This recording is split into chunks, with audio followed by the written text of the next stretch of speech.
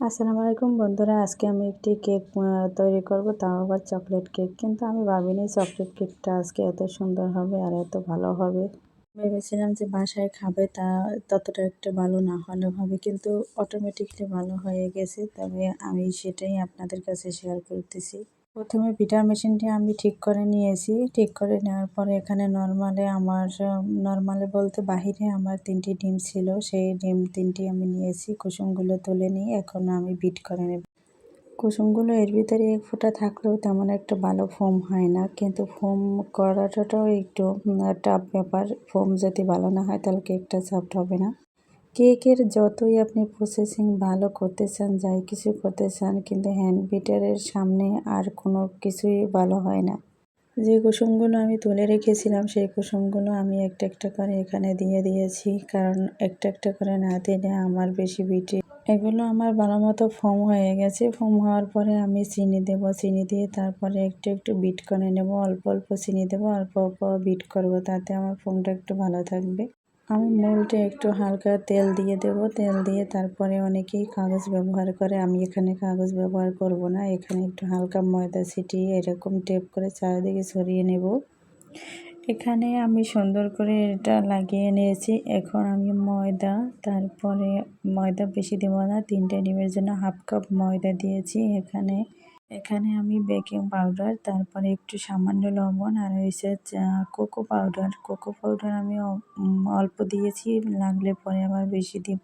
এগুলো একটু চেলে নিলে ভালো হয়, আর ভালোভাবে মিশিয়ে নিলে সব জায়গায় একই পরিমাণে খাবার ছোটাটা মিশ হয়ে যায়।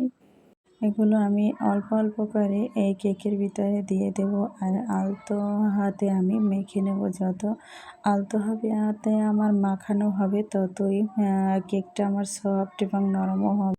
যত আলতোভাবে দিতে পারবো ততই আমার ভালো হবে কেকটা। কিন্তু একটু স্পিডটা বাড়াইয়ে দেওয়ার কারণে একটু তাড়াতাড়ি স্কিপ হয়ে গেছে। কেকের ঘনত্বটা এরকম থাকলেই হবে, এর চেয়ে বেশি আর ঘনত্ব দরকার হবে না।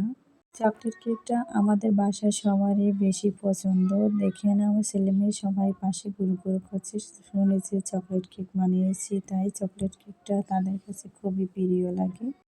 কেকটা আমার একটু টেপ করে নিয়েছি আমি আলাদাভাবে। সবাই একটু ওভেনে, তারপরে আবার শুকনো পাতিলে বেক করে থাকে, কিন্তু আমি তা করলাম না। এটা আমি পানিতে কেকটা বেক করে নিয়েছি। দেখুন একটি কাঠি দিয়ে আমি পরীক্ষা করে নিতেছি, কিন্তু এখন আমার কেকটা হয়ে গেছে। এরপর আমি ক্রিমি প্রসেসিং নিয়ে চলে যাব। ক্রিম এনে আপনারা কীরকম রাখেন জানি না, আমি ক্রিম এনে অর্ধেক পরিমাণ যাই কিছু আমার লাগুক তাই নিয়ে আমি এরকম আলাদা বয়ামে রেখে দিই ডিপে।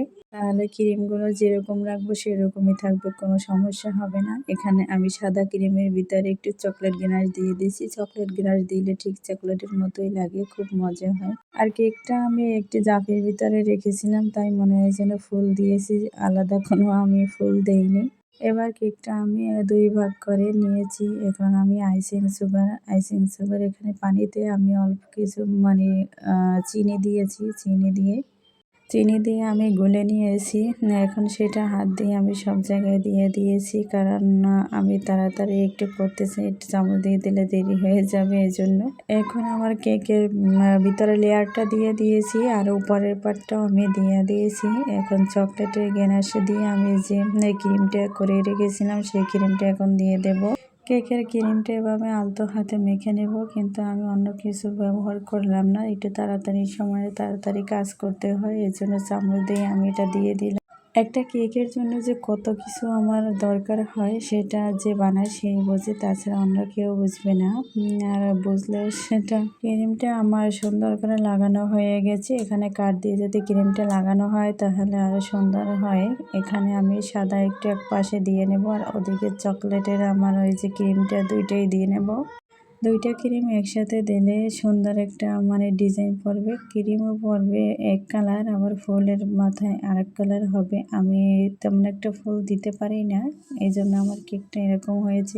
যে ডিজাইন দিতে চেয়েছিলাম সেই ডিজাইন হয়নি, ডিজাইন একটু অন্য ধরনের হয়ে গেছে, তাই তাড়াহুড়ো করে আর কিছুই করলাম না। যেভাবে পেরেছি সেভাবে দিয়ে আপনাদের কাছে কেমন লাগলো আজকে আমার ডিজাইনটা অবশ্যই একটু কমেন্টে জানাবেন। অপেক্ষায় থাকবো আপনারা কে বলেন।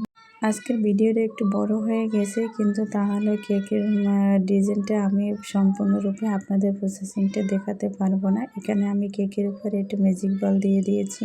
এবার আমার কেক কাটানো হয়ে গেছে। এখন আমার বাচ্চারা কেকটা কেটে নেবে। ওরা কেকটা দেখে মাইকে বলে সুন্দর করে কাটার জন্য সবাই দাঁড়িয়ে গেছে, কিন্তু সেটা আমি মোবাইলের স্ক্রিনে দেখাবো না। কেকটাও একটু ঘুরিয়ে দেখালাম আপনাদের কাছে। ডিজাইনটা কেমন লাগছে বলতে পারেন। অবশ্যই কেমন হয়েছে অবশ্যই জানাবেন। যে কেকটা অনেক সুন্দর হয়েছে, কিন্তু আপনারা বলে যাবেন। এখন আমার কেকটা কাটার জন্য দেখেন সবাই ব্যস্ত হয়ে গেছে। কেকটা কেটে নিয়ে খাওয়া শুরু করে দেবে। আর এই খাওয়ার ভিডিও আমি দেখাচ্ছি না আপনার।